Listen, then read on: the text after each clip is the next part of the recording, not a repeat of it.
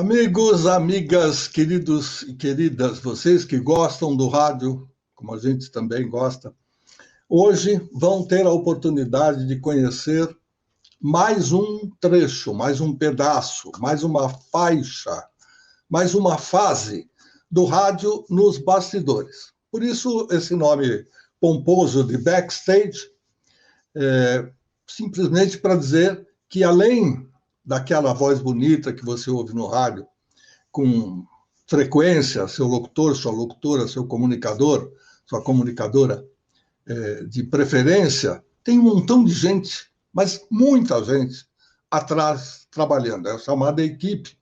Rádio a gente não faz sozinho, mesmo que queira, mesmo que opere e fale. Atrás da gente tem um montão de gente garantindo, profissionais especializados, garantindo a qualidade sonora, garantindo a programação musical, a qualidade de músicas que você ouve. E hoje nós vamos enfocar exatamente este lado da programação musical. Vamos conversar no primeiro programa desta minissérie chamado Os Programadores, com alguns deles. Nós trabalhamos com tantos, em tantas oportunidades, você imagina quanta gente teria para aparecer aqui. Mas a gente vai convidando uns e outros, os que podem e os que têm condição técnica participam. Eu sou o Luiz Fernando Malhoca, estou nas redes sociais com o meu canal, que fala mais do rádio e da televisão do que outras coisas, mas a gente conversa com os amigos sobre vários assuntos. Aqui você vê os ícones de onde é que nós estamos. A base é o YouTube, mas estamos também no Facebook, estamos no Instagram, no LinkedIn e no podcast do Léo Lopes, nosso amigo, que tem o Radiofobia. É paixão pelo rádio que não acaba mais. Muito bem, para não perdermos tempo, porque o tempo ruge, como dizem alguns, vou chamar um, por ordem alfabética. Vamos lá. Mr. Albi, um grande amigo dos anos 80, depois eu vou contar, ele vai falar de onde ele veio, para onde ele foi. Fala um pouquinho da sua vida profissional, Albi. É um prazer revê-lo depois de tanto tempo e tê-lo aqui participando do nosso programa. Oi, Luiz, é um prazer estar com vocês aqui, estar ao vivo, né? A gente está falando sobre a nossa cachaça, né? Como a gente diz, né? O rádio maravilhoso. Bom, eu gostei de música sempre desde pequenininho e depois de ter passado trabalhando em loja de disco, etc., acabei chegando no rádio lá no século passado ainda, né? Final dos anos 70, início de 80, e a caminhada veio. Agora a gente está um pouquinho out, mas a música continua no sangue e o amor por esse veículo de comunicação continua também. Ok, obrigado pela apresentação. Agora vamos chamar pela sequência Marquinhos Silveira. Oi, bom dia, Luiz. Bom dia a todos. Tudo bom? Bom dia, boa tarde, boa noite, porque as pessoas vão assistir esse programa em qualquer horário. Tá. Bom dia, boa tarde, boa noite. Tranquilo. Você está bem? Está em São Paulo? Estou bem, estou em São Paulo, especificamente na freguesia do Ó, um dos bairros mais velhos de São Paulo. E estou aqui em casa. Okay. Não estou trabalhando, não consegui me aposentar, mas eu estou aqui em casa. Nós vamos conversando a respeito, quem sabe a gente resolve o problema com o INSS. A gente tem assistentes que gostam do rádio, que trabalham no INSS, eles podem dar alguma luz para a gente no meio do caminho. Já voltamos a conversar.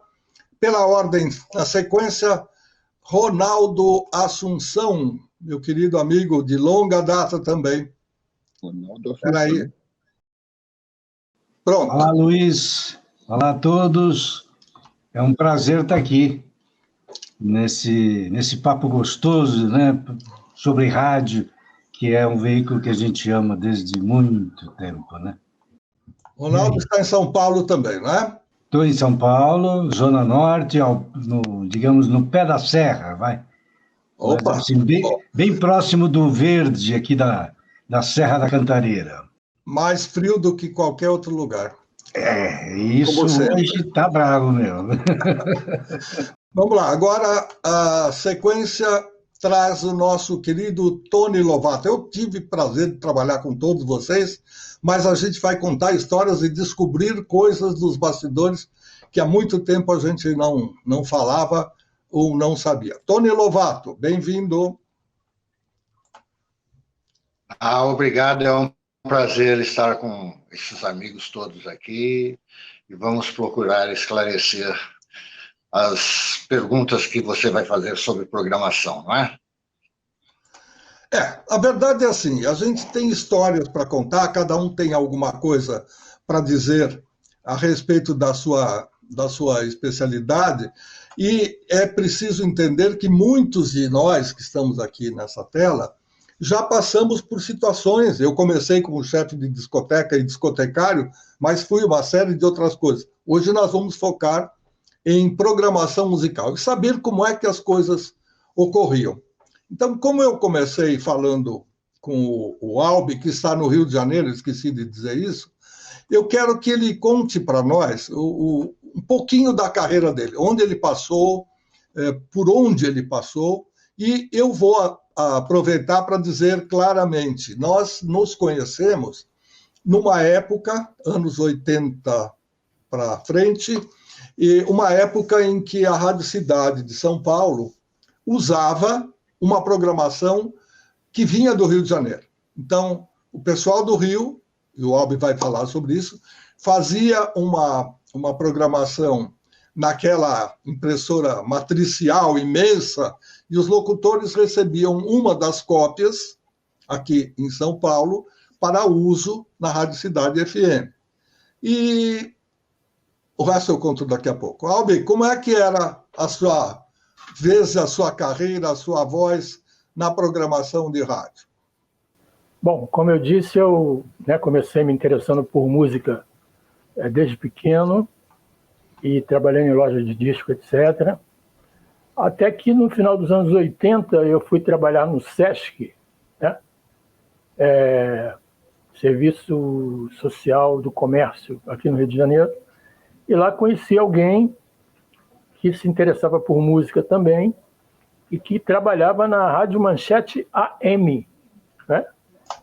E aí, conversa vai, conversa vem, ele me disse que estavam querendo iniciar uma rádio em FM, e se me interessava, eu fui. E aí foi meu batismo em rádio, participei da abertura da Rádio Manchete FM em 1980, né? Onde lá tive a oportunidade de trabalhar com vários profissionais, inclusive com o saudoso Eduardo Andes, né? Sim. Enfim, isso é de 80 até 83, nós ficamos lá na Manchete, foi muito bom. E em 83 foi quando surgiu a oportunidade para eu ir para São Paulo. Uma curiosidade é que sempre houve uma fábula, né, em relação à questão de relacionamento entre paulistas e cariocas, né? Daqui para lá diziam que os paulistas não gostavam dos cariocas. Verdade. E vice-versa. Mas então o Clever Pereira, que na época estava no comando lá do Sistema de Rádio Jornal do Brasil, Rádio Cidade, etc., me convidou, porque ele já conhecia meu trabalho na Manchete. E aí a história era a seguinte, que em São Paulo as rádios eram muito próximas, né? As FMs, etc. Então, o que acontece? Havia concorrência. Só que quando chegava no final de semana, sexta-feira, sábado, etc., as pessoas se reuniam, né? Cerveja, etc., alguns eventos e tal. E aí, quando todo mundo já estava naquele nível elevado, do nível alcoólico, todos os segredos eram contados. Então, todo mundo sabia o que o outro ia fazer. Aí eles tiveram a ideia de colocar um estranho no ninho, alguém que não era de lá, para ver se conseguia tanto manter o segredo quanto fazer o que alguém não fazia. E aí eu fui esse estranho no ninho que foi para lá com essa missão. E fui muito bem recebido, né?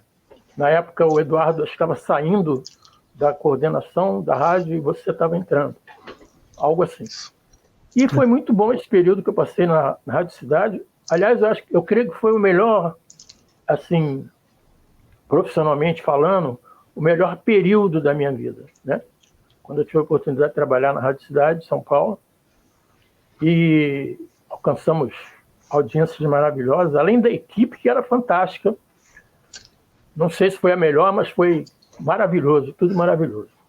E aí, depois disso, eu tive um problema, porque eu tive que levar minha família lá para São Paulo e meu filho não se adaptou ao padrão do clima, né, de São Paulo, que eu não sei se ainda é assim, mas na época, e um dia as 4 estações estavam no ar, né? Fazia frio, calor, chovia, etc. Enfim, o Michel, ele não se adaptou, ele teve problemas sérios de saúde. E aí eu fiquei numa encruzilhada, num problema sério que eu tinha que optar por perder o emprego ou perder o filho. E aí eu tive que voltar para o Rio. E aí, chegando aqui, em 85, ficamos 2 anos lá na Rádio Cidade, eu participei de mais uma rádio que estava iniciando, que era a Panorama FM, aqui na Baixada Fluminense, em Nilópolis, que foi a primeira rádio digital do Brasil, né? Trabalhando com dados, etc. Foi uma coisa realmente maravilhosa, onde eu cheguei a ser lá, além de programador, gerente administrativo, etc. E aí ficamos lá até 91, quando depois, em 93, mais uma vez eu fui chamado para voltar ao sistema de rádio Jornal do Brasil, Rádio Cidade. Foi quando eu participei também da nova fase da Rádio JB-FM, que era uma rádio que, enfim, era aquele padrão clássico, etc. E passou a ser uma rádio adulto contemporâneo, né, como a gente chama. Eu tive o privilégio de participar dessa fase aí, quando fiquei até 2002. E aí, em 2002, participei da abertura de mais uma rádio, que hoje é a Rádio Paradiso FM, né? Paradiso FM, em 2003, ficamos lá até 2003. E em 2003 eu fui chamado para ir para o Sistema Globo de Rádio, quando participei dos canais de rádio, né, que a Sky tem, além da 98 FM, etc. Participei da produção do Good Times 98, que era sucesso no Brasil inteiro, enfim, tudo isso. Até, em 2006, voltar a Paradiso, né, e até 2007. Depois do hiato aí, a gente ficou fora de rádio, porque eu me dediquei a outra fase da minha vida, que é a fase eclesiástica, digamos assim, né, porque eu sou pastor também, evangélico. E em 2011 eu fui convidado para participar de um projeto da Rádio Tamoio, que foi uma rádio AM no Rio de Janeiro, que fez muito sucesso lá nos anos do século passado, né? Anos 70, 80. E foi muito bom também em 2011. Depois também houve esse período que a gente ficou fora. E a minha última participação em rádio foi rádio web, né? A Dial 360, comandado pelo meu amigo Sérgio Vasconcelos, onde a gente teve a oportunidade, inclusive, de produzir e apresentar um programa chamado R&B Sections, onde eu realizei um sonho. Qual era o sonho? Eu já vou terminar aqui. Mas o sonho era o seguinte: todo programador, ele tinha não sei se ainda tem, né, mas ele tinha um sentimento frustrado que ele não conseguia, na verdade, fazer o que ele queria, 100%. Porque o programador estava debaixo de ordens, autoridades, e devia seguir o padrão da empresa em que trabalhava. Então, é claro que havia um pontinho de gosto pessoal, né, mas não era 100%. Então, quando eu tive a oportunidade de ter um programa onde eu podia colocar as músicas que eu gostava, isso aconteceu na Dial 360, que foi muito bom. Então, esse é um resumo, assim, da minha vida profissional, que eu tenho muito prazer de dizer que fiz parte. Aliás, ainda faço, né? Porque a gente continua fazendo algumas coisas. Sim. Muito bom. Albi, no meio do caminho a gente conversa sobre outras coisas relativas a esse seu trabalho e ao período em que trabalhamos juntos. Vamos passar agora para o Marquinhos, para que ele conte, desde o início da vida dele, eu me lembro de algumas coisas, já tentei trazê-lo aqui para algumas programações, não deu certo, mas ele já foi citado em vários dos nossos programas aqui como participante. Vamos ver o que ele tem a dizer. Você quer saber? Bom, eu comecei em 1973, só que não era em programação, eu era muito novinho, comecei como office boy, mas já em rádio, quer dizer, na televisão Cultura, que lá tinha rádio, TV e discoteca, e a gente se conheceu lá, né, Luiz? Você era produtor, e eu fui office boy do departamento de produção da TV Cultura. Aí eu te servia você, inclusive, levava as coisas, era office boy interno. Daí em 78, em 1978, eu saí da Cultura em 77, em 1978 eu fui para a difusora aos cuidados de Luiz Fernando Malhoca. Lembra disso, Luiz? Então, em 78, eu fui para a difusora, o Luiz me colocou para trabalhar de madrugada, da 1 da manhã às 7 da manhã, mas aí já como operador, já não era mais office boy, já estava exatamente em rádio. Mas eu não era programador ainda.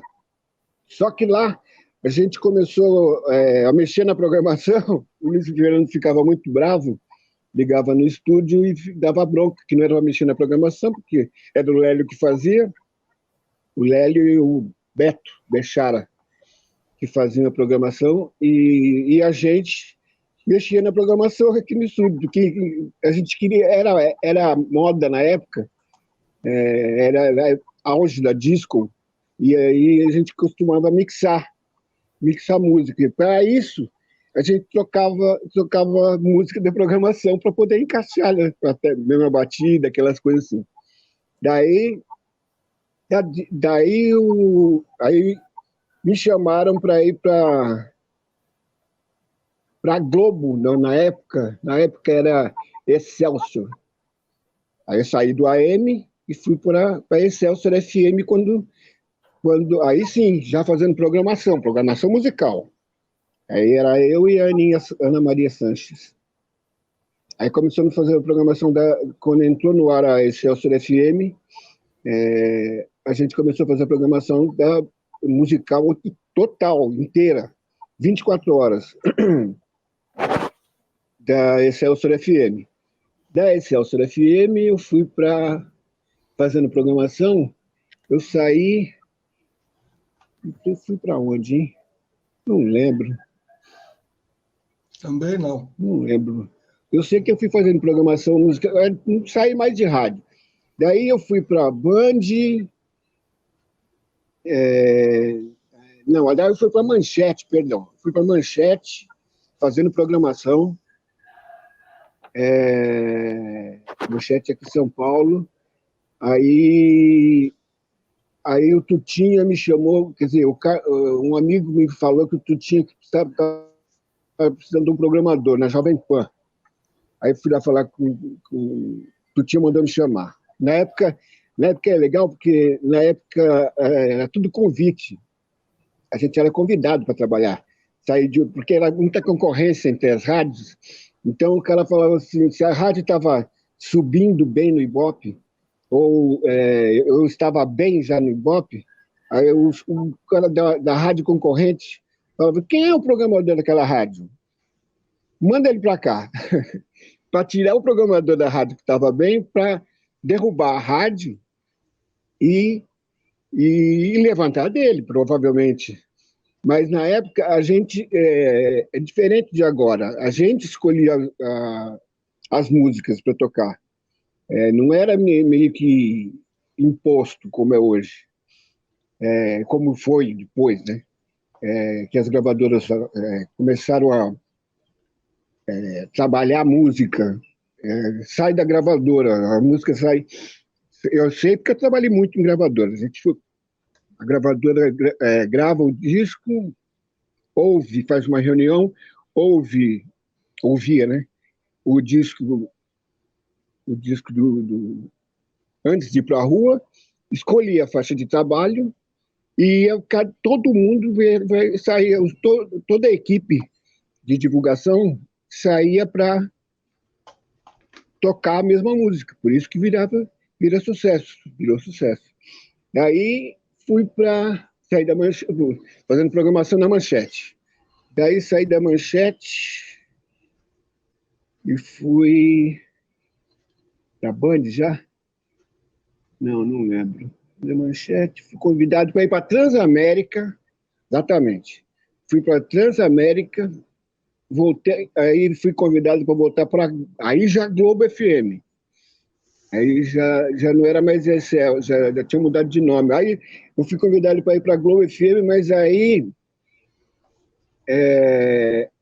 era o Boninho que era diretor Não, o Boninho era diretor da Excelsior. E aí que a gente... Bom, aí a gente ficou fazendo... Colocamos a Manchete no ar, a Globo FM, a Excelsior FM, aí Band FM. Aí eu fiz na Band FM, a gente... Aí já em 87, se não me engano, a gente colocou esse programa aqui no ar, ó. Band Brasil. Aqui, aí foi arrebento. 7 anos em primeiro lugar, era eu, o Benê Alves e a Gleide Xavier, a Gleide Xavier apresentava. E a gente fazia um pedágio, inventamos um pedágio todo sábado. A gente ia para todos os bairros de São Paulo. Então a gente pedia para os ouvintes mandarem carta. E a gente ia na casa de um ouvinte, jogava para o alto, escolhia uma carta, um bairro, escolhia assim, aleatoriamente, escolhia sem sacanagem nenhuma, assim, sem grana envolvida, nada. Aí ligava falava no ar, passava lá na rádio, no sábado de manhã, entrava punha o programa no ar e falava, estamos indo para a Vila tal, qualquer lugar de São Paulo, vão para a casa de tal pessoa.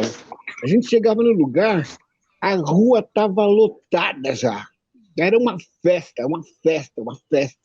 Nossa, era muita audiência, muito legal. Daí saí de lá, aí fui para 105, FM, mas aí já coordenando. Aí coordenei a 105, levantei a rádio também. Daí da 105, daí da 105 eu fui para... trabalhei na Metropolitana, São Paulo, aí Metropolitana Uberlândia, o Jacques me chamou para ir para o Metropolitano de Uberlândia, Líder FM de Uberlândia. Daí, mais o quê? Voltei para 105, se não me engano. Voltei para 105. Daí parei, aí saí de rádio. Parei, não ficou... Mudou, não estou mais. Tudo bem, Luiz? Ok, por enquanto já está de bom tamanho. Depois a gente vai discutir, inclusive, coisas que você já deu a manchetezinha, já que você trabalhou na Manchete, de como é que era fazer a programação antes, como é que é agora. Vamos ouvir Ronaldo Assunção, que vai contar como é que ele apareceu no nosso meio, no nosso mercado, e se tornou esse nome bastante famoso que temos hoje aqui entre nós. Olá, Luiz. Bom, então vamos começar. Eu entrei para a área de rádio como office boy em 1969. Olha. Na Rede LC. A Rede LC era atuante, em especial, na representação comercial de rádios de outros estados aqui em São Paulo, né? Mas, na briga por verba publicitária para essas rádios representadas, a LC começou a avaliar e a analisar a programação de cada uma dessas rádios que ela representava. E detectava falhas. E, a partir daí, passou a sugerir uma intervenção mais completa, ou seja, não apenas comercializar a programação já existente, mas mexer e melhorar essa programação dessas rádios de outros estados. E assim começou, é aí que começamos a fornecer a essas rádios de outros estados, inicialmente uma programação musical, já que a gente, em São Paulo, tinha contato com todas as gravadoras, tínhamos uma fonte muito mais rica do que cada rádio espalhada pelo Brasil.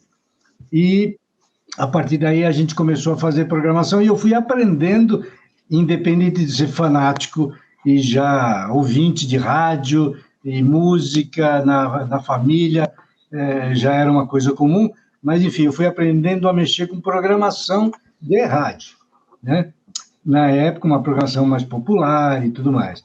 E aí a gente começou a fazer esse trabalho e obteve muito bom resultado, porque o resultado positivo, além de audiência, era realmente conseguir patrocinadores. Então, o pessoal da LC, o Luiz e o Carlão, que eram os donos da empresa, saíam pelas agências aí para conseguir verba para anunciar nas rádios do interior e de outros estados. Então, a intervenção na programação obteve um grande resultado, muito positivo. Então, a LC passou a investir cada vez mais em programação.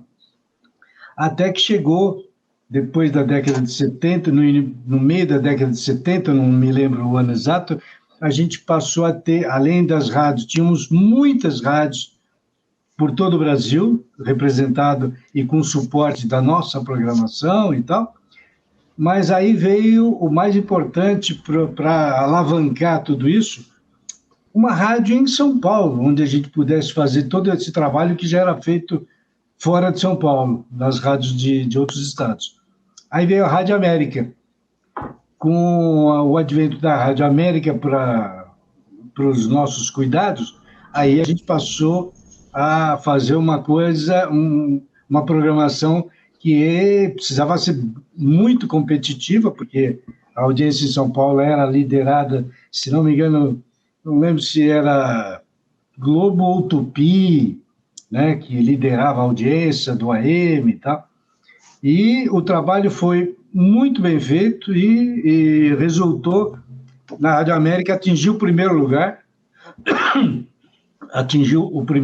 ficou poucos meses em primeiro, mas depois estabilizou em segundo lugar, com uma audiência fenomenal. E nesse lance de programação, eu tinha um prazer enorme de fazer a programação, porque eu tinha todo o trabalho, como já foi dito agora há pouco, dos promotores e divulgadores das gravadoras, né, que levavam até nós as músicas e os discos que eles, obviamente, queriam promover. E então era assim. Então, a nossa programação, bom, teve uma revolução na área. Em 72, nós começamos a fazer a programação, aquilo que eu já fazia manualmente, na base eu tinha uma cartolina enorme, onde eu desenhava lá dia por dia, música por música, tudo na mão. A gente passou a fazer isso em 1972 por computador. Obviamente, naquela época, os computadores eram aqueles armários enormes, né? Tinha uma central de processamento de dados enfim, mas era tudo feito por computador, que a gente já elaborava tudo, a sequência musical de cada programa, que eram programas padronizados para todo o Brasil, o mesmo programa, ia para uma rede de, na época, mais de 100 rádios, não lembro o nome exato, mas mais de 100 rádios usando a nossa programação. Então, a gente mandava a programação, tudo escrito e tal, o áudio, que a gente já gravava aqui em São Paulo, por exemplo, muitos programas que tinham na Rádio América, tinham em todo o Brasil as rádios representadas, né? Então, a gente mandava a listagem impressa da programação de toda a rádio, o áudio gravado também, fitas, né? Aquelas fitas de rolo, e mandávamos também, ao fazer a programação, ao incluir essa e aquela música e tal, a gente avisava a gravadora que mandava para nós os discos, a quantidade de discos, de acordo com tantas rádios para quem a gente mandava, tudo pelo malote do correio. Então, a gente entregava para a rádio de todo o Brasil a programação impressa, a gravação, o áudio, os discos para eles tocarem as músicas. Então, foi um trabalho maravilhoso nesse sentido. E isso nos levou, com esse sucesso todo, a fazer também o show do ano, o show da Rádio América e da Rede LC, que a gente fizemos ficou famoso no Ginásio da Portuguesa. Só para você ter uma ideia, num dos anos que eu organizei, eu fazia o convite a cada artista, né, através das gravadoras, né, que tinham o maior interesse em pedir para o artista ir lá, lógico. E eu lembro de um show que nós tivemos 83 artistas se apresentando na Portuguesa e tal, e tudo baseado na programação que a gente fazia na época. E depois da LC, eu fiquei na LC até 1984, enfim, 15 anos, se não me engano. Depois da Rede LC, eu fui para o Sistema Globo de Rádio. Fui chamado lá para fazer a rede. E fui chamado pelo Paulo César Ferreira e tal. E, aliás, eu estive ontem no lançamento, só um parênteses que é válido, no lançamento do livro 100 anos de rádio, do Nilo e do Heródoto. E o Heródoto, na época, quando eu fui para a Globo, o Heródoto e eu fizemos parte do projeto All News, que foi o embrião da CBN, né? Então, depois, na Globo, fiquei um ano praticamente, depois eu fui para a Antena 1, lá com o Negrão, e inicialmente fui cuidar da programação da rádio, que ele tinha uma rádio que não era da rede Antena 1, lá em Curitiba. E no meio de um ano lá, ele falou, volta para São Paulo, porque eu preciso de você aqui em São Paulo. E voltei para São Paulo, mas já, mesmo na Antena 1, cuidava de produção comercial e tudo mais, mas já não estava atuando na programação musical. A programação, o meu forte mesmo foi na Rede LC, onde a gente fazia, 1001 peripécias, mas eu tive a oportunidade de trabalhar, você mesmo foi lá, passou por lá para cuidar das afiliadas de FM, né? E, enfim, mas lá é que foi o forte. Em termos de programação, confesso que eu aprendi muito, porque a gente, quando fazia programação, só para você ter uma ideia, além da programação musical, vinham os insights. Por que não? O que você faz quando, você tem aquele sucessão que você estava doido para ouvir e tal? O que você faz? Cada um dava a sua opinião, e entre elas, eu corro na loja, eu compro disco, eu fico ouvindo até gastar, até furar o vinil lá. Pois é, então, que tal um programa onde tocasse 2 vezes a mesma música, o mesmo sucesso? Aí sempre tinha aqueles, né, que torciam o nariz, acho que não é legal, não sei o que. Tá. Bom, então, a LC sempre se pautou com pesquisas. Então, você acha isso? E você, o que você acha? Acho aquilo. Tá. Então, tá, então vamos fazer uma pesquisa. Então, tinha uma equipe que já fazia pesquisa musical e tal, saía para a rua com esse intuito. Resultado de tantos insights que pintaram, aí surgiu o programa Dose Dupla, que era exatamente tocar 2 vezes o mesmo sucesso, e tantos outros programas que a gente foi lançando e viraram sucesso, no AM em especial, né? Que era exatamente o que pautava. O sucesso da programação em todo o Brasil, por exemplo, é porque cada rádio no Brasil tinha que desempenhar o seu papel lá, e de pesquisa musical, todos os pedidos musicais feitos, direcionados para aquela determinada rádio lá do Maranhão, chegava até nós, para que a gente tivesse uma noção musical, né, da preferência musical por região, por estado e tudo mais. Então, sempre se pautou com isso. Tanto que, na época, a história do jabá, nossa, né, tinha gravadora que dava algum por baixo para você enfiar música na programação e tal, e a ordem lá de cima do Carlão era o seguinte: nem pensar. Então, a gente recusava qualquer oferta de jabá. Eu cheguei a receber proposta mais ou menos assim, e hoje eu posso falar, era da Polygram, enfim, deixa o nome da pessoa, não importa, mas eu recebi uma proposta que, resumidamente, era praticamente 2 salários que eu recebia, para receber isso por mês, para tocar o que eles precisassem, né, que eu incluísse, porque eu era muito visado exatamente porque quando eu ligava para a gravadora para dizer que eu ia incluir a música do artista tal na programação e precisava de X discos, eles ficavam, logicamente, ultra felizes, porque cada música que eu dizia que ia incluir na programação representava 100 e tantas rádios no Brasil tocando aquela música. Então, eu era avisado nesse sentido, né? Assim, paparicar e tal. Eu chegava a aceitar, até por educação, um agrado aqui, um presente em data de aniversário, tudo normal. Agora, grana para tocar não funcionava conosco, não. A gente ouviu muitas histórias, soube de muitas histórias, mas a gente procurava manter isso. E isso era muito respeitado e admirado, né, pelas próprias afiliadas. Mas é isso. Rede LC, 15 anos, depois Globo, mais 1 ano, e Antena 1, mais uns 9, 10 anos.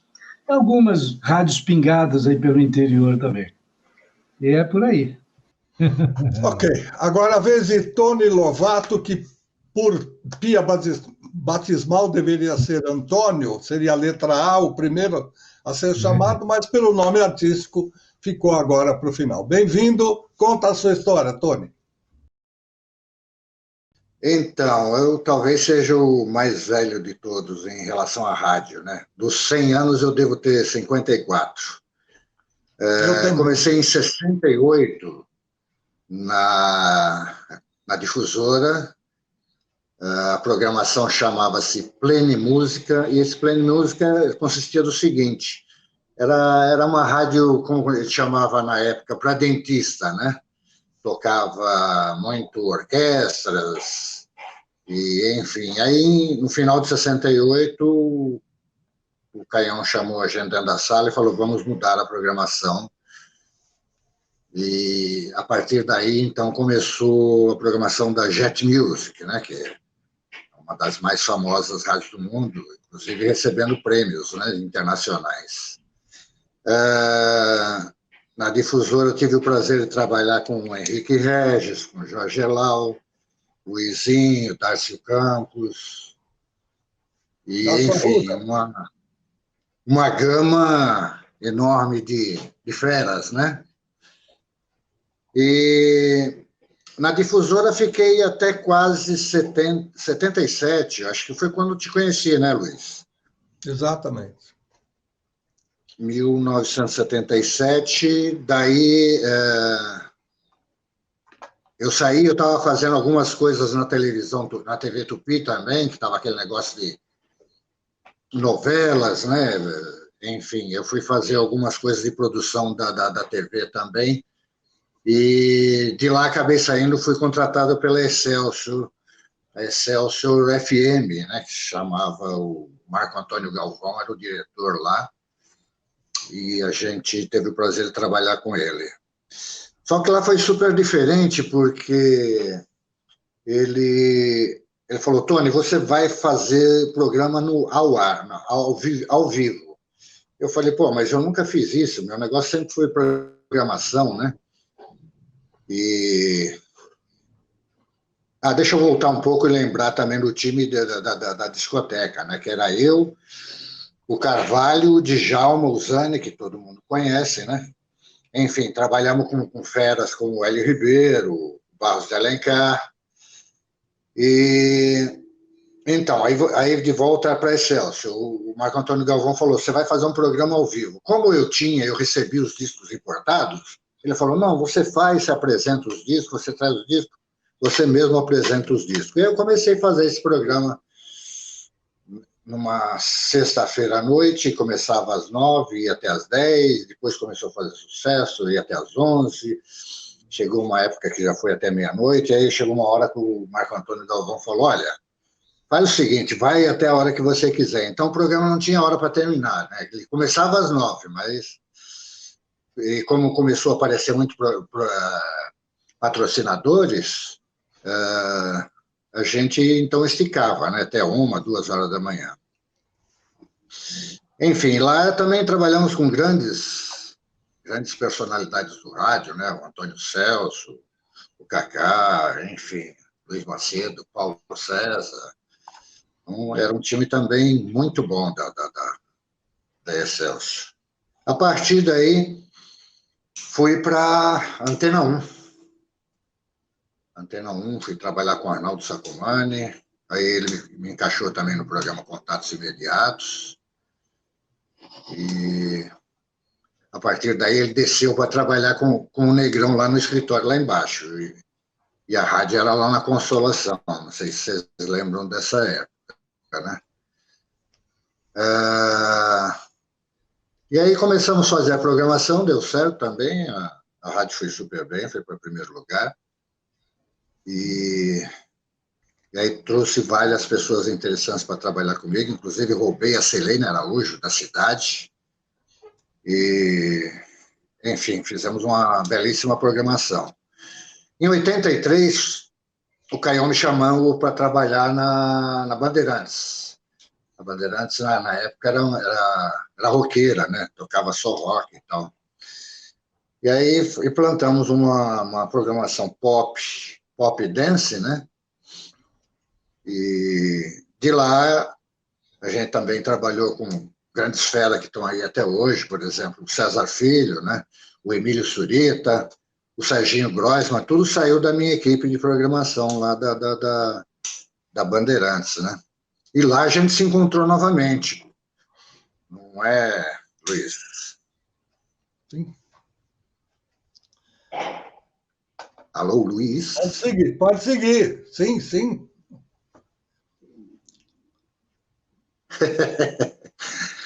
Então, e daí voltei para a Antena 1 mais umas 2 ou 3 vezes, fui fazer algumas rádios do interior, mas o meu forte sempre foi a programação musical, né? Apesar de ter sido diretor artístico de várias rádios, o meu forte, o que eu sempre me preocupei na rádio, era justamente a programação musical.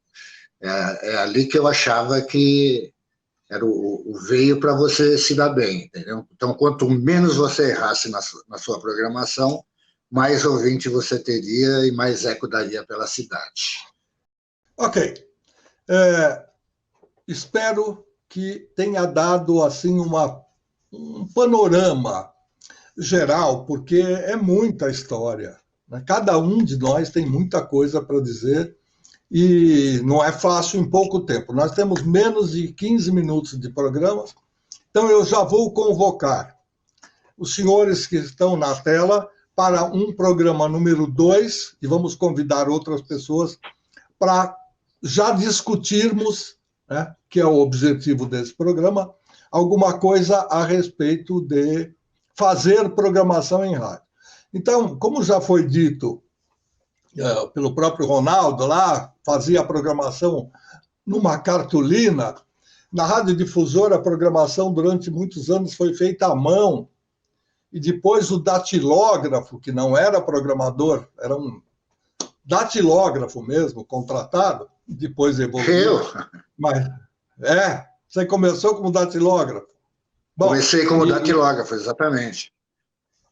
E aí o programador fazia, às vezes apagava, às vezes rabiscava em cima, às vezes reaproveitava uma folha e trocava as músicas de posição, enfim, cada um tinha lá o seu jeito. Aquilo ia para uma máquina de escrever, o datilógrafo também, com uma ficha bastante grande, mas não é o caso, é simplesmente para dizer da evolução, e depois o computador, e chegamos onde chegamos hoje, que é só através de toquezinhos, você tem lá o ícone da música, você tem o arquivinho da música, nós vamos passar por tudo isso, mas o importante é contar, nessa história dos 100 anos, como é que era o difícil fazer a coisa.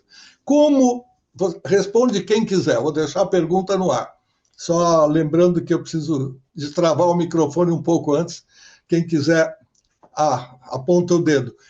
Como é que vocês acham que a gente resolvia o problema?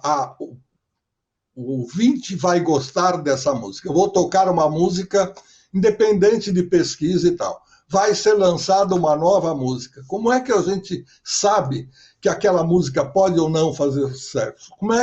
Qual era o feeling? Tinha reunião de programadores para discutir? Quem quiser, responde em primeiro lugar. Ronaldo. Bem, para a tela. Ok. Nós tínhamos reunião nesse sentido. A gente fazia reunião, vinha sugestões enfim, das pessoas envolvidas na área artística, de um modo geral, mas entre muito material que a gente recebia de gravadora, aí entrava o nosso, já que a gente já tinha um trabalho consolidado, digamos, de sucesso, então, obviamente, a minha opinião era validada também nesse sentido, de ouvir a música. Eu sentava junto com o divulgador lá, ele ouvia junto comigo, dava lá as sugestões dele e tal. Aí tinha música que eu falava, não, isso não dá para tocar, sabe? Está fora do nosso esquema, do nosso estilo e tal. E outras não, lógico, outras eram bem abraçadas por nós e entravam na programação.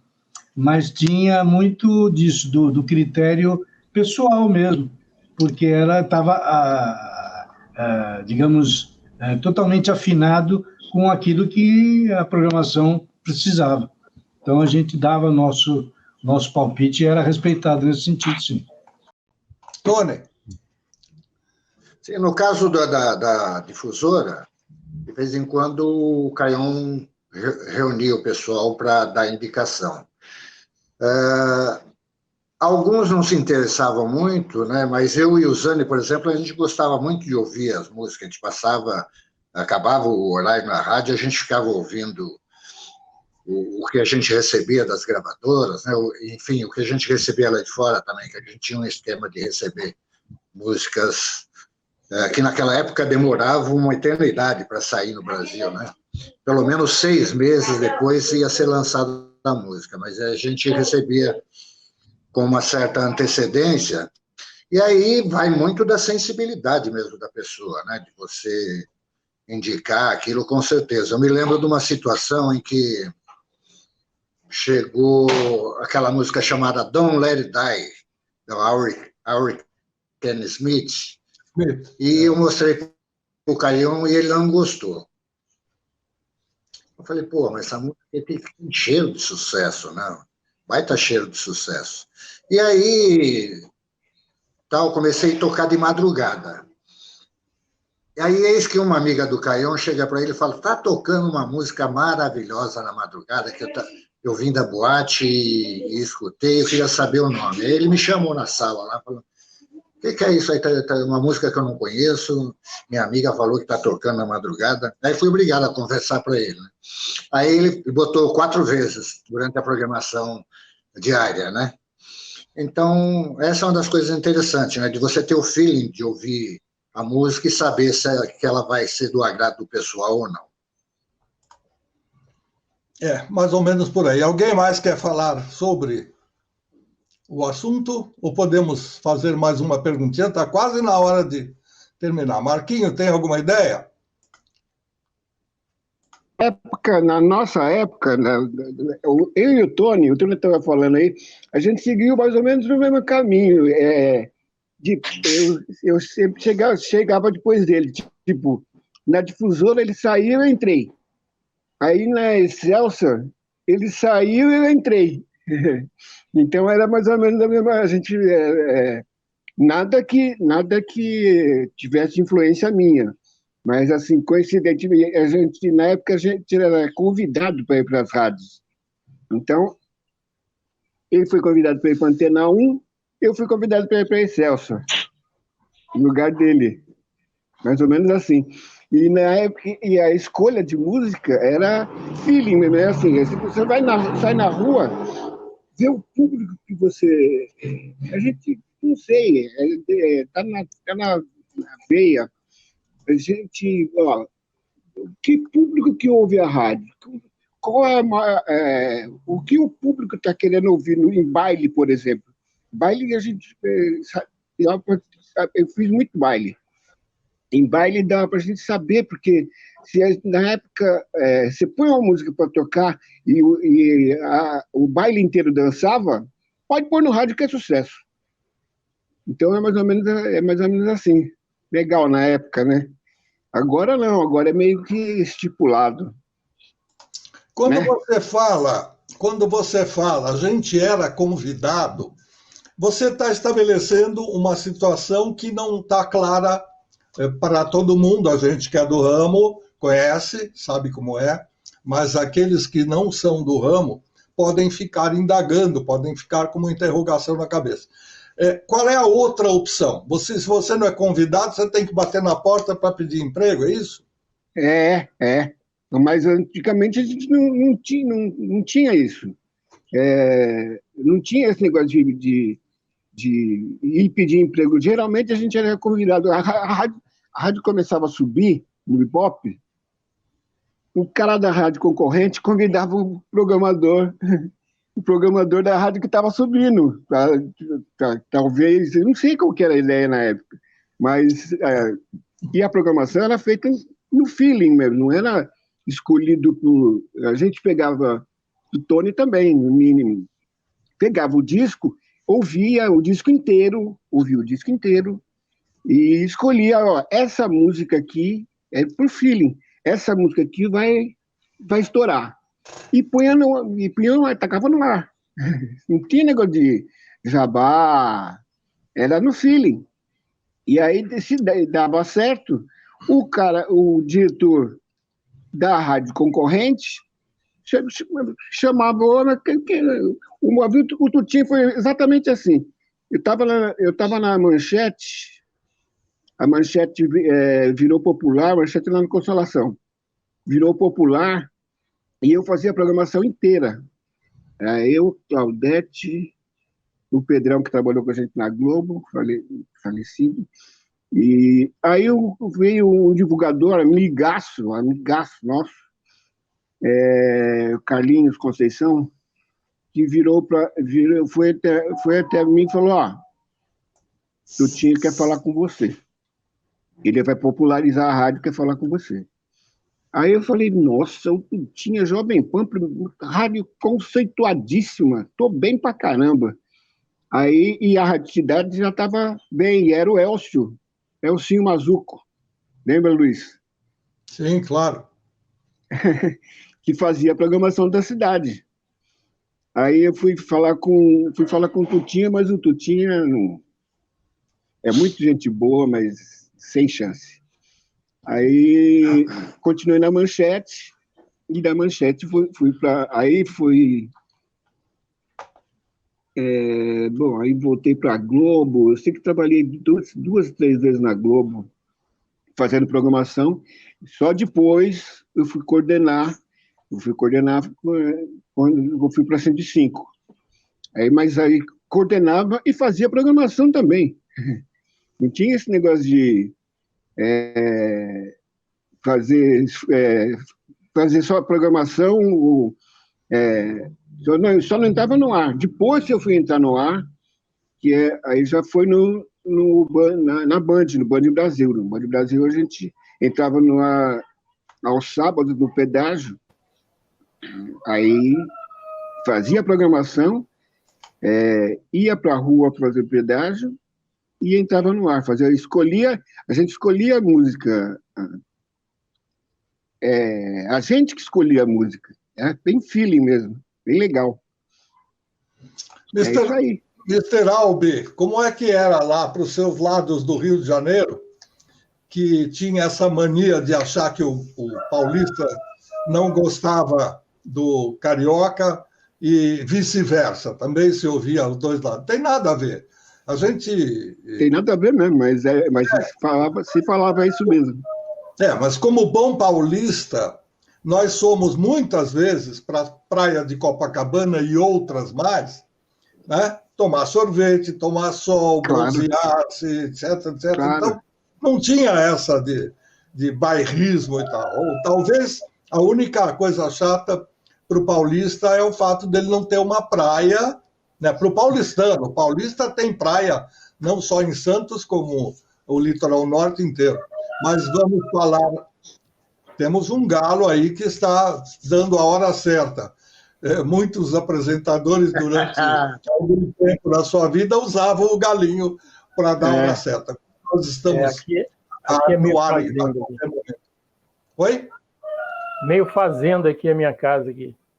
Muito bom, ótimo. Até mais saudável. Conta para a gente como era esse esquema de programação. A divulgação das gravadoras tinha mais influência, menos influência? Vocês tinham liberdade para escolher as músicas ou tinha uma linha, obviamente, que era preciso segui-la? Bom, como eu disse, eu trabalhei em rádio AM, FM, etc., várias rádios de vários segmentos, né? E, graças a Deus, sempre tive um bom relacionamento com os coordenadores. Então, havia um respeito mútuo, né, em relação a essa questão de seleção de repertório. E, claro, a gente sempre olhava o target da rádio, qual era o público, que aquela música deveria encaixar, né? E haviam discussões homéricas em relação a isso, mas no final se chegava num bom consenso. E eu sempre optei, no meu caso, de ver quando a música servia ou não para a rádio, na questão de alguns itens, tipo se era uma música que tinha cara de sucesso, se era uma música bonita, né? Se era uma música que realmente estava dentro do padrão da rádio para que pudesse acontecer. E, às vezes, havia a questão do feeling, né? Como se dizia, né? O sentimento de que mexia com você. Porque, como a gente falava com o público, a gente tinha que se colocar no lugar do ouvinte. Se uma música me tocasse, ela iria tocar esse ouvinte também, obviamente. Então, esse era um dos critérios que a gente usava para que uma música entrasse na programação de rádio, independente da questão de ser AM, FM, adulto contemporâneo ou não, normalmente dava certo. Eu acredito que 90% do repertório que era escolhido, o público aceitava e vinha a ser sucesso. Inclusive, quando eu trabalhei na rádio JB-FM, algumas músicas que vieram a ser sucesso nasceram lá. Porque a gente tinha um padrão de escolha de repertório que, ao contrário das gravadoras, o prazo era 3 meses. Uma música ficava no playlist como atual durante 3 meses. Em 3 meses ela era testada, se ela iria ser ou não um sucesso. E aí a gente aproveitava o disco desse artista, já escolhia uma outra. Como a rádio era líder de audiência, a JB-FM, que aliás continua até hoje, as gravadoras elas passavam a seguir o que nós lançamos, entendeu? Então, funcionar dessa maneira, deu certo e foi muito bom. Muito bem. Eu queria agradecer a todos os participantes. Não vou me despedir, porque nós vamos voltar a conversar. Vai ter o segundo programa desta série. Então, no momento, eu só vou dizer muito obrigado a todos os que participaram. Obrigado a você que nos acompanhou até agora. Se quiser mandar perguntas, depois você deixa nos comentários aí do YouTube, do Facebook, de onde for. E a gente, nas próximas edições, conta coisas que vocês têm vontade de saber. Um abraço a todos. Não dá tempo de fazer despedida, mas dá tempo de dizer, nós voltaremos na semana que vem, se Deus quiser. Até lá.